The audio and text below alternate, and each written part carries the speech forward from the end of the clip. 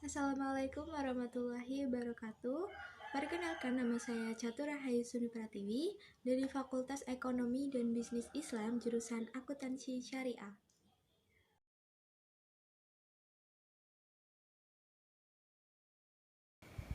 Untuk yang pertama, saya akan menjelaskan poin B mengenai ke-FEB-an dan keprodian. Fakultas Ekonomi dan Bisnis Islam memiliki visi dan misi. Visi adalah terwujudnya Fakultas Ekonomi dan Bisnis Islam IAIN Pekalongan sebagai fakultas terkemuka dan kompetitif di tingkat global dalam pengembangan harmonisasi ilmu dan agama di bidang ekonomi dan bisnis Islam menuju masyarakat yang soleh, cerdas, unggul, dan moderat.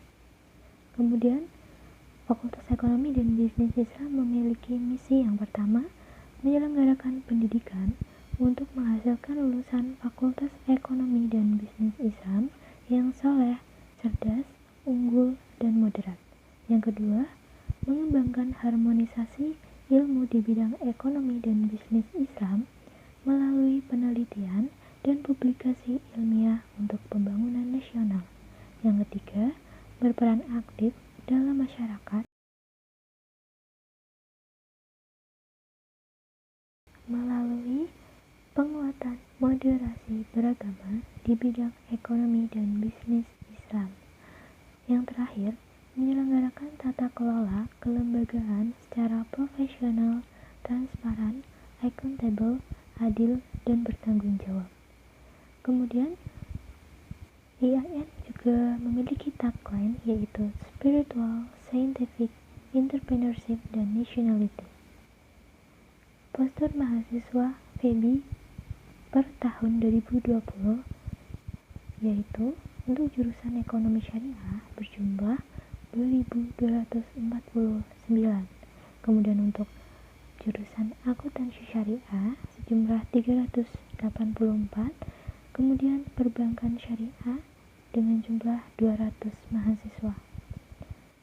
Dan untuk mahasiswa baru Fakultas Ekonomi dan Bisnis Islam jurusan Ekonomi Syariah berjumlah 193, Akuntansi Syariah 144, Perbankan Syariah 159 dengan jumlah total 496 mahasiswa baru. Untuk poin D mengenai keprodian yaitu jurusan Akuntansi Syariah. Jurusan Akuntansi Syariah juga memiliki visi dan misi. Yang pertama adalah visi terwujudnya program studi di Akuntansi Syariah sebagai program studi terkemuka dan kompetitif di tingkat global dan pengembangan harmonisasi ilmu dan agama menuju masyarakat yang solid, cerdas, unggul, dan moderat. Visi Akuntansi Syariah yang pertama, menyelenggarakan pendidikan untuk menghasilkan lulusan yang soleh, cerdas, unggul, dan moderat. Yang kedua, mengembangkan harmonisasi ilmu dan agama melalui penelitian dan publikasi ilmiah untuk pembangunan nasional. Yang ketiga, berperan aktif dalam pemberdayaan masyarakat melalui penguatan moderasi beragama. Yang keempat, meningkatkan produktivitas dan daya saing program studi di tingkat global. Yang terakhir, penyelenggaraan tata kelola kelembagaan secara profesional, transparan, akuntabel, adil, dan bertanggung jawab.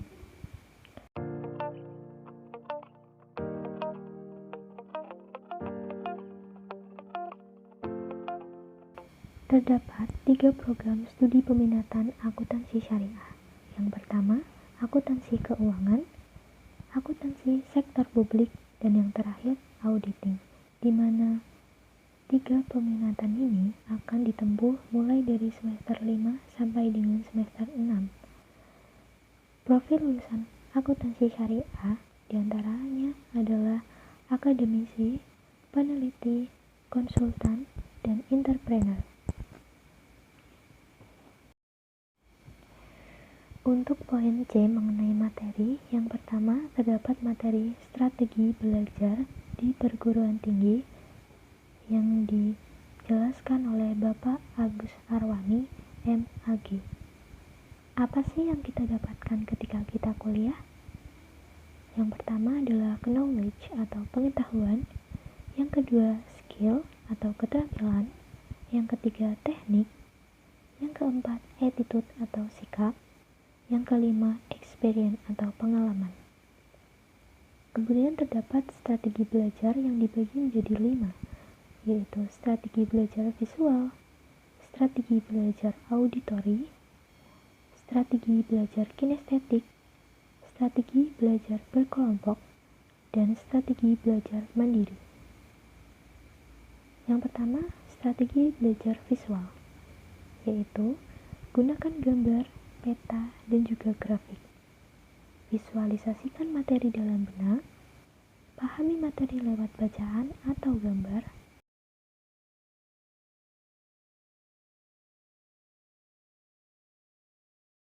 warna dan gambar pada catatan. Yang kedua, ada strategi belajar auditori. Kita bisa mendengarkan baik-baik penjelasan dosen, terangkan secara lisan suatu penjelasan pada teman, gunakan nada-nada lagu untuk mengingat. Kemudian, ada strategi belajar kinestetik. Kita bisa melibatkan sebanyak mungkin anggota tubuh, berbanyak latihan soal. Sudah belajar, coba tuliskan poin-poin penting yang telah dipelajari. Lalu, strategi belajar berkelompok. Pilihlah teman belajar yang cocok, saling bandingkan catatan, tanya jalan pengerjaannya, bukan hanya sekedar jawabannya. Yang kelima, ada strategi belajar mandiri. Perbanyaklah literatur dan latihan soal yang digunakan. Pilih tempat belajar yang tenang. Setelah materi dapat dipahami, cobalah berdiskusi dengan orang lain. Jadilah orang tangguh, efektif, dan produktif. Maka, amalkanlah ilmu mulai saat ini juga. Bapak Agus Arwani, MAG. Untuk materi kedua, ada etika mahasiswa, berkomunikasi dan berbusana dari Ibu Dr. Haja Susminingsih, MAG. Etika sendiri berasal dari bahasa Yunani, yaitu ethos, yang berarti watak, kesusilaan, atau adat kebiasaan. Etika berarti juga adat kebiasaan atau cara hidup seseorang dengan melakukan perbuatan yang baik dan menghindari hal-hal tindakan yang buruk.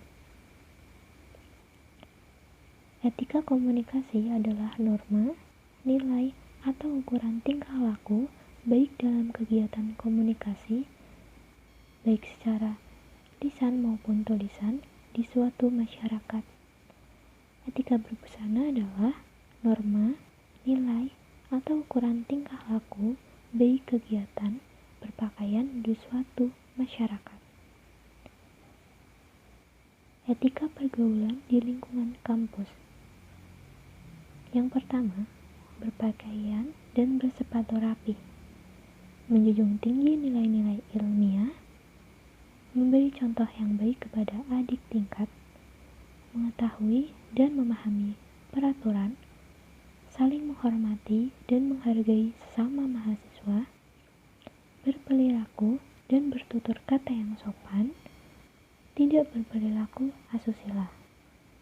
Asusila di sini bisa berupa tulisan, lisan, tindakan, dan perbuatan. Bersedia menerima sanksi apabila melakukan pelanggaran. Etika pergaulan mahasiswa dengan dosen. Mahasiswa sebagai masyarakat kampus yang harus menjaga citra akademik, memberi salam terlebih dahulu, dan lebih baik dibiasakan berjabat tangan. Jika tidak berkenan berjabat tangan dengan alasan bukan muhrim, maka bungkukkan kepala dan ucapkan salam. Menjaga perkataan dengan bahasa yang sopan.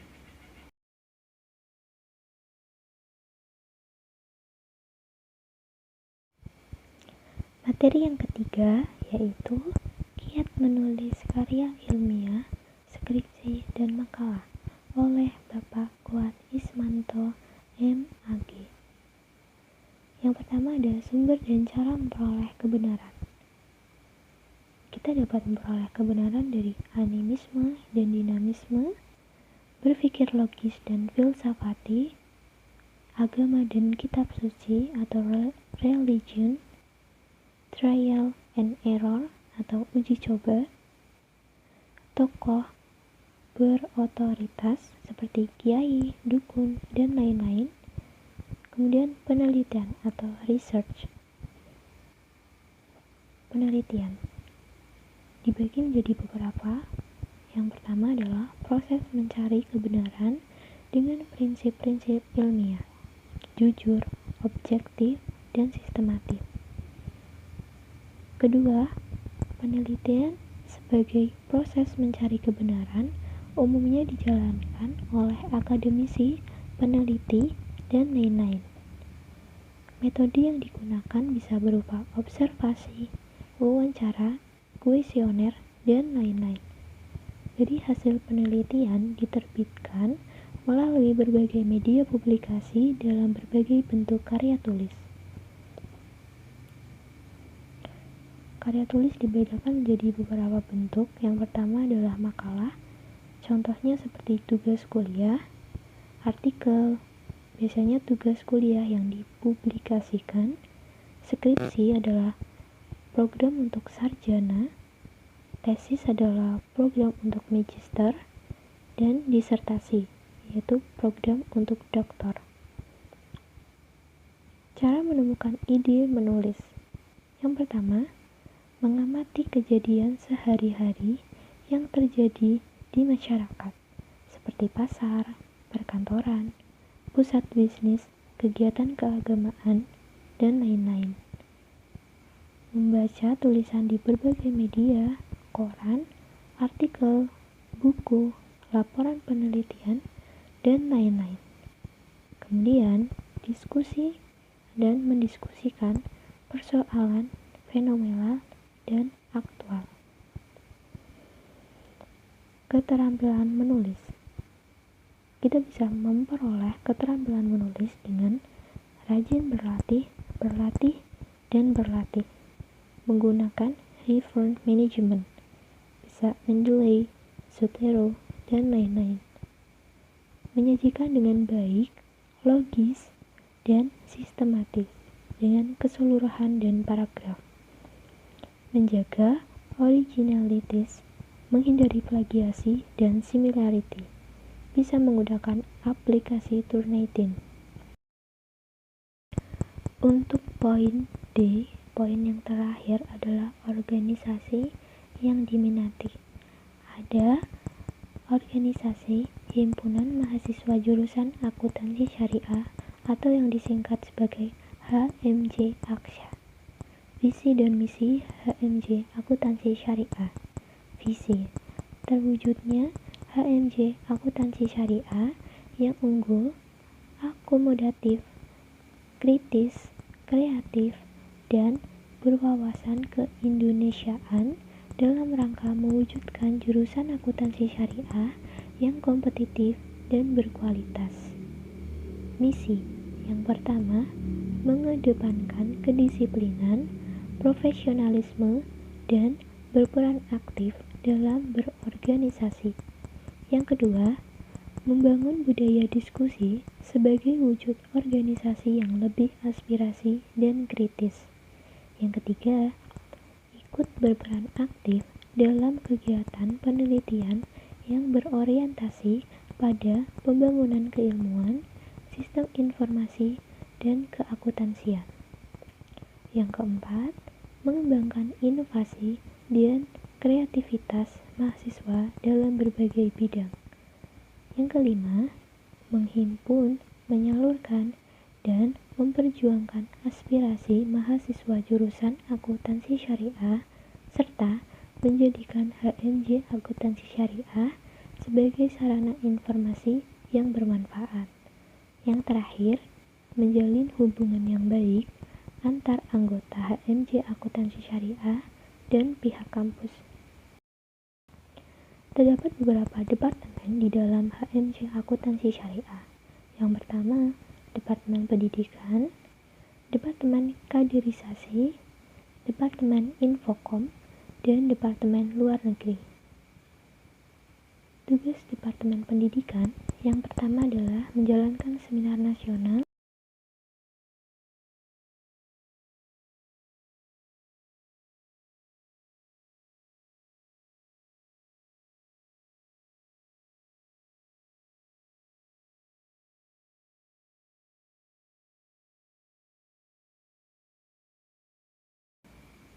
Action atau Accounting Competition, ACDC atau Accounting Discussion. Kemudian tugas Departemen Kaderisasi yang pertama PKL atau pelatihan kader lanjut, yang kedua PKD, pelatihan kader dasar. Tugas Departemen Informasi dan Komunikasi atau Departemen Infokom. Pertama, pelatihan MYOB, kemudian mailing atau media informasi, lomba desain, dan ACDY atau accounting studi dan video pembelajaran.